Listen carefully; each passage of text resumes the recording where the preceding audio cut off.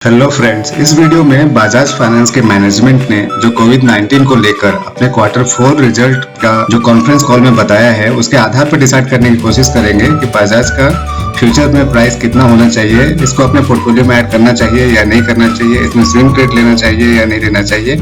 ये सारी जानकारी हम इस वीडियो में देखेंगे। बजाज फाइनेंस के मैनेजमेंट ने 6 अप्रैल को अपने कॉन्फ्रेंस कॉल में बताया कि उन्होंने लगभग 3.5 लाख जो अकाउंट है लॉस हुए हैं उनको, उसमें जो टोटल वैल्यू उनको लॉस हुआ है वो लगभग हुआ है 4,750 करोड़ का।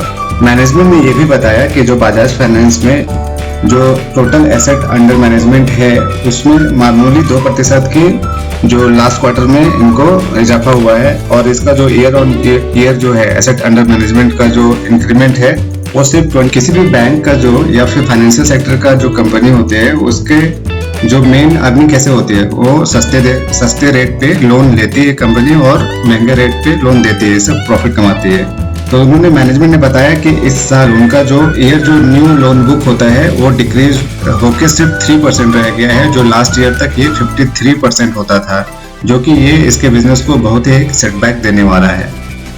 हालांकि मैनेजमेंट ने कुछ अच्छे पॉइंट्स भी बताए, जैसे कि जो इनका डिपॉजिट्स है 31 मार्च 20 को बेटर है as compare to last year जो उनका 31 मार्च 19 को था। ये ऐसा इसलिए है क्योंकि जो हमारा लॉकडाउन स्टार्ट हुआ था वो समवेयर मिड मार्च में हुआ था, और तब तक इनका पूरा फाइनेंशियल ईयर का जितना बिजनेस था लगभग हो गया था, और सिर्फ 10-12 दिन का जो इनका रिपोर्ट था वो इस पे शामिल नहीं है।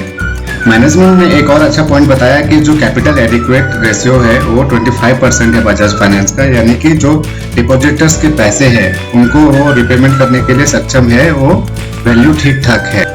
बजाज फाइनेंस की मैनेजमेंट ने अभी 3 केस स्टडीज उन्होंने दिए हैं और फ्यूचर प्लान्स अपना बताया है कि कोविड-19 के बाद, लॉकडाउन खत्म होने के बाद उनका जो फ्यूचर प्लान्स है कैसा है, बिजनेस में क्या इम्पैक्ट हुआ है और उसको कैसे वो रिवाइव करेंगे, जो एक अच्छे मैनेजमेंट की निशानी है।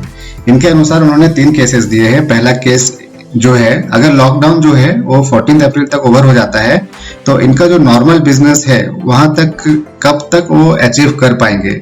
तो इनका जो नॉर्मल बिजनेस है वो उनका एक्सपेक्टेड है कि सितंबर एंड तक 2020 में वो नॉर्मल हो जाएगा। और अगर 14 अप्रैल को लॉकडाउन खत्म हो गया रहता तो इनका जो क्रेडिट कॉस्ट है वो 40 to 50% ही रहता।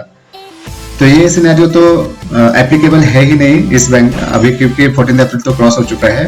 केस 2 जो उनका है कि अगर लॉकडाउन जो है 30 अप्रैल तक चलता है, मतलब 30 अप्रैल के बाद अगर या फिर 3 मई को अगर लॉकडाउन ओवर हो जाता है तो इनको क्या इम्पैक्ट होगा। तो अगर वहां से बिजनेस स्टार्ट होता है इनका, तो जो नॉर्मल इनका बिजनेस है रूटीन या इनको नॉर्मलिटी तक आने के लिए लगभग अक्टूबर तक का टाइम लग जाएगा। और इनका जो क्रेडिट टू कॉस्ट है उसका जो परसेंटेज है वो 50 to 60% होता है। तो ये आपको जो समझ में नहीं आ रहा हो कि क्रेडिट कॉस्ट है क्या, क्रेडिट कॉस्ट एक्चुअली वो अमाउंट है जो कंपनी एक्सपेक्ट कर रही है कि ये जो लॉकडाउन हुआ था उसके कारण जो कस्टमर्स है उनको नॉन रिपेमेंट में चला जाएगा या फिर वो डिफॉल्ट कर जाएंगे। उन्होंने एक और केस दिया, केस 3। इसके अंडर उन्होंने कंसिडर किया कि लॉकडाउन है जो वो अगर 15 मई तक एक्सटेंड होता है और उसके बाद ये उसके आसपास अगर ओवर होता है तो इनका बिजनेस इम्पैक्ट कैसा रहेगा और फ्यूचर प्लान कैसा रहेगा। तो इसके हिसाब से अगर जो लॉकडाउन 15 मई को खत्म हो रहा है तो उनका जो नॉर्मल बिजनेस रिटर्न होने में काफी टाइम लगेगा। इस केस में उनका बोलना है कि 4th क्वार्टर जो है 2020 का, यानी कि जनवरी से मार्च तक 2021 तक इनका नॉर्मल होने में इनका बिजनेस उतना टाइम लग जाएगा, और ये बहुत ही एक वर्स्ट केस हो सकता है। और उन्होंने बोला कि इस केस में जो क्रेडिट कॉस्ट है वो 80 to 90% हो जाएगा, जो कि बहुत ही ज्यादा है, यानी कि उनको डिफॉल्ट करने का जो लग रहा है वो 80 to 90% का दिख रहा है उनको। बजाज फाइनेंस के जो मैनेजमेंट है उन्होंने ये भी बताया कि कोविड-19 के बाद जो लॉकडाउन ओपन होगा तो उनके क्या प्लान है अपने बिजनेस को नॉर्मल लाने के लिए। उन्होंने सबसे पहले ये बताया कि जो न्यू ब्रांचेस ये ओपन करते हैं हर साल, वो प्लान बिल्कुल उन्होंने पोस्टपोन किया है। न्यू ईयर में ये नए ब्रांचेस नहीं ओपन करने वाले हैं। दूसरा है कि न्यू हायरिंग ये नहीं करेंगे। और तीसरा उन्होंने क्या बोला कि जो इंटरनल जो इनका ट्रैवल कॉस्ट होता है, एक्सपेंसेस होते हैं, वो 80% तक कट करेंगे। जहां तक पॉसिबल होगा ये ओवर द फोन और ओवर द वीडियो कॉन्फ्रेंसिंग या फिर कॉन्फ्रेंसिंग के जरिए ही करने का प्लान बना रहे हैं। और उन्होंने ज्यादा से ज्यादा एम्फेसिस किस पॉइंट पे दिया है कि ये अपने इंफ्रा को बढ़ाएंगे कौन सा इंफ्रा को? जो इनका कलेक्शन का डिपार्टमेंट है उसको ज़्यादा ये अच्छा करेंगे, ताकि जो लोन इन्होंने डिसबर्स किया है या फिर उनका जो रिपेमेंट है या फिर कलेक्शंस है जिससे ये चलता है इनका बिजनेस, उसको ज़्यादा दुरुस्त करेंगे। तो फिर इतना सुनने के बाद आपको क्या लग रहा है? क्या बजाज फाइनेंस का शेयर यहाँ से ऊपर जा पाएगा या फिर नीचे जाएगा? कमेंट में जरूर बताएं। मुझे तो लग रहा है कि इन्होंने जैसा फोरकास्ट किया है कि अगर मिड मई तक इनका लॉकडाउन अगर चले तो इनका बिजनेस जो नॉर्मल होने के लिए लगभग मार्च 2021 लग जाएगा, जो इनका फुल फ्लेज बिजनेस तब तक नहीं चल पाएगा।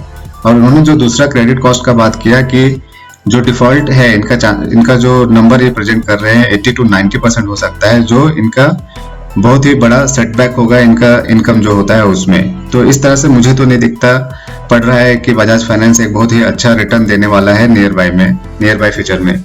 यहाँ एक बार और नोट करने वाली है कि जो बजाज फाइनेंस का शेयर इतना अच्छा रिटर्न दिया था, अगर देखोगे आप ये रिटर्न कितना अच्छा इन्होंने दिया है प्रीवियस ईयर्स में, जैसे कि 10 ईयर्स में देखोगे तो ये लगभग 6165% का रिटर्न दिया है इसने। यानी कि अगर किसी ने 50,000 भी 10 ईयर्स पहले इन्वेस्ट किया रहेगा तो उसका वैल्यू लगभग 30 लाख के आसपास रहता है। 5 ईयर्स का रिटर्न देखोगे तो लगभग 409% है, जो लगभग 400% के आसपास है। 3 ईयर्स का भी रिटर्न इनका लगभग 86% के आसपास है। लेकिन जो लास्ट 1 ईयर का रिटर्न देखोगे तो इनका 23.43% है, और जो लास्ट 1 मंथ का देखोगे या फिर लास्ट 6 मंथ का देखोगे वो -44% का है। यानी कि इनका जो रिटर्न है बजाज फाइनेंस का लास्ट 6 मंथ में सिर्फ 44% का माइनस में है। तो फिर ऐसा क्या रीजन है कि बजाज फाइनेंस का शेयर इतना गिरा है लास्ट 6 महीने में? तो इसका जो लास्ट प्रीवियस ग्रोथ है वही इसका रीजन है इतना गिरने का। इसने अपने पेयर्स के कंपैरिजन में बहुत ही ज्यादा शानदार रिटर्न दिया है लास्ट 10 ईयर्स में। इसलिए इनका जो ग्रोथ रेट है, जो लोगों ने अनुमान लगा के रखा था कि फ्यूचर में भी इनका ग्रोथ उसी रेट से होगा, 40% के रेट से। लेकिन ऐसा अभी जो लॉकडाउन की सिचुएशन है और इकोनॉमिक स्लो डाउन चल रहा है उसको लेकर लग नहीं रहा है कि बजाज फाइनेंस 40% का रेट ऑफ ग्रोथ है अचीव कर पाएगा आने वाले दिनों में। और इसी के लिए जो ये प्रीमियम पे ट्रेड कर रहा था, क्योंकि 40% का रेट ऑफ इंटरेस्ट से लोग एक्सपेक्ट कर रहे थे कि फ्यूचर में भी ये रिटर्न देगा। लेकिन अब ऐसा लग नहीं रहा है, इसलिए बाजार में इसका प्राइस एक्चुअली करेक्ट हुआ है। अभी ये एक्चुअली एक फेयर वैल्यू में आया है, और इसलिए बाकी कंपैरेटिवली जो इसके पेयर्स थे जो इससे कम रेट पे ग्रोथ कर रहे थे वो as compare to Bajaj Finance कम गिरे हैं। फिर यहाँ पे क्वेश्चन उठता है कि इतने नेगेटिव पॉइंट होने के बावजूद भी थर्सडे या फ्राइडे को बजाज फाइनेंस इतना ऊपर क्यों गया?